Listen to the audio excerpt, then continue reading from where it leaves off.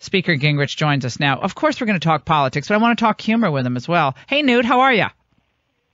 I'm doing great, and I have to confess that what we're seeing are almost pathological rants disguised by comedians who want us to believe it's comedy. But it's almost like they're getting psychotherapy by ranting to their audience.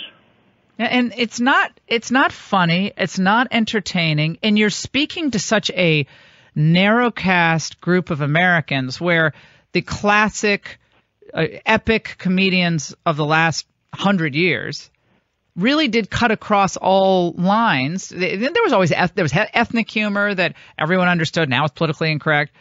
But even that, for the most part, wasn't mean-spirited. It was situational. It was observational. And everyone could laugh at it. It was hilarious. But now it's all mean-spirited, all left-wing, with a few exceptions, all the time. And I mean, that's why so many people are tuning it out. I think that's right. I think people are tired of anger. And all the left has right now is anger, whether it's violence in Portland or it is riots on college campuses or it's comedians ventilating their anger in what's supposed to be a monologue, but is actually just an unending effort to trash the president. Newt, we have to ask you about this showdown over health care. We're going to also talk about the budget.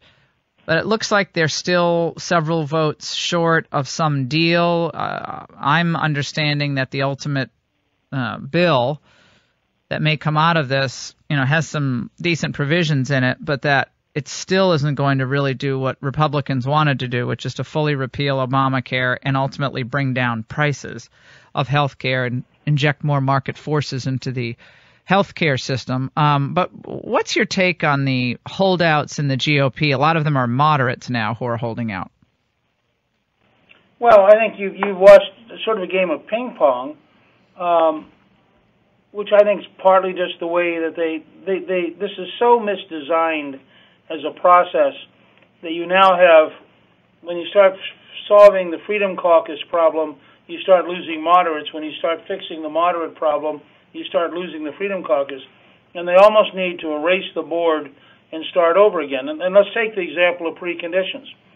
The Wall Street Journal did a great job explaining the precondition opportunity in the Republican bill. In fact, it tells you something about the communications failure, that the only really good briefing on it is the Wall Street Journal editorial.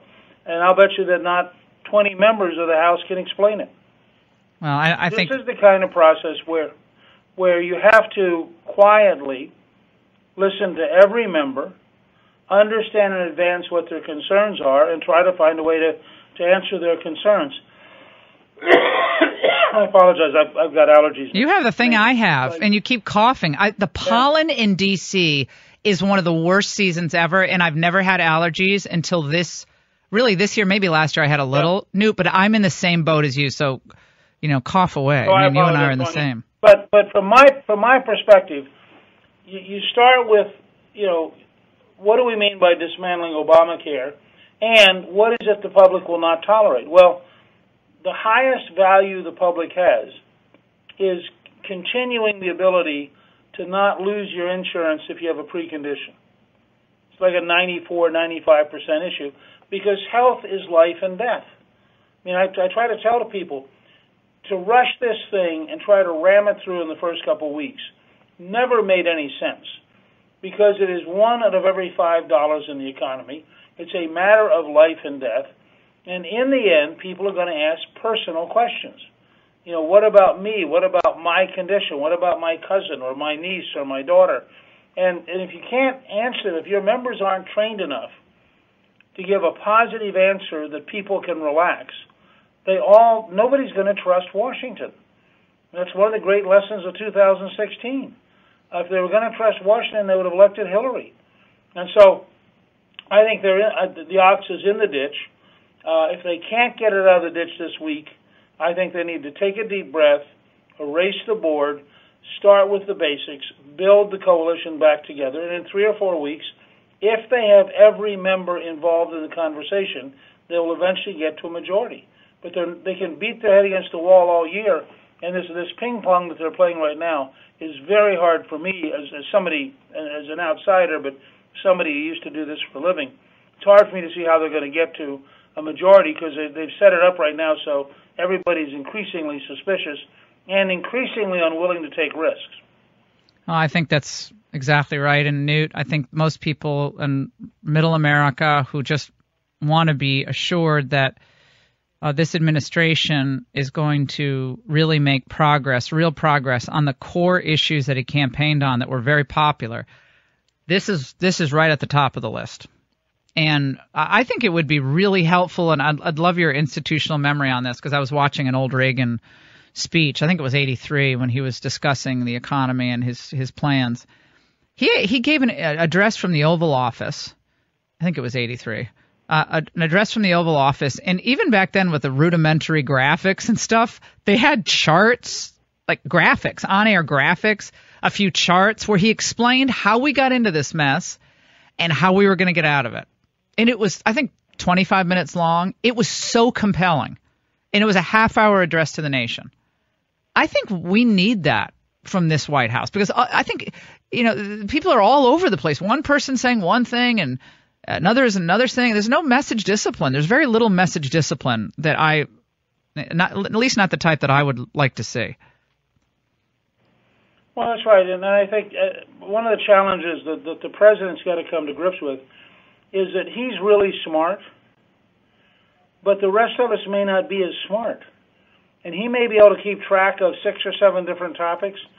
We can't. As a country, and this is what Reagan was so, as you know, because you worked with him, he was so disciplined. I remember at one point in 81 when they were trying to pass the Economic Growth Act, the big tax cut, and Jim Baker, as his chief of staff, said to the whole cabinet, if you don't have a speech topic that relates to this bill, don't ask for the president's time, because the only thing he's going to talk about until the bill passes is this bill. And that was the kind of focused energy that we needed in order to be able to get these things done. And I think that the president is going to have to find a similar pattern, partially because, as you know, you can't negotiate inside Washington. You don't have the leverage for change if all you're doing is negotiating with Congress inside Washington.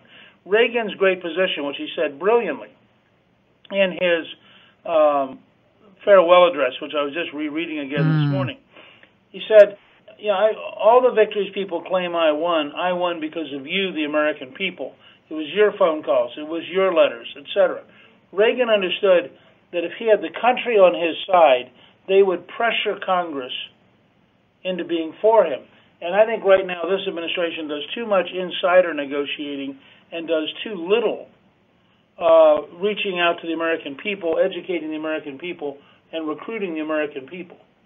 Well, I think it's an excellent point. How many Republicans do you think are, kind of secretly hoping the border wall never gets funded? I mean, you know that Ryan and those... Probably 20 or 30, but that's a good example. I was at the White House yesterday talking to some folks. They actually have the money to build the wall in the bill. What the Democrats agreed to block out was concrete. And the point they made, and they brought in the director of the budget to make this point to the news media, and just kind of, they don't want to cover it. I mean, the fact is, they're going to build the wall. They have a steel wall that's already been put up in some places. They're going to build more of it. They got a tremendous amount of money in this bill to do that. And the Democrats are kidding themselves if they think they stopped the wall. The same thing's true on Planned Parenthood. The money that's being allocated does not mention Planned Parenthood. It's going to be administered by Tom Price, and Tom Price is not going to give it to Planned Parenthood. But they're so unable to articulate these things that it really worries me that we're doing more good things than we can explain, and we're getting blamed for things that aren't true that we can't even defend. Newt Gingrich here on the Laura Ingraham Show. Speaker Gingrich, thank you so much for joining us, as always. Perspective, hard always won. Great to be with you, well, Laura. through real experience. You have something called real experience versus the pontificators on television, many of them who've never strategized for anyone, but they're called strategists. Newt, love having you on. Thanks so much. Say hi to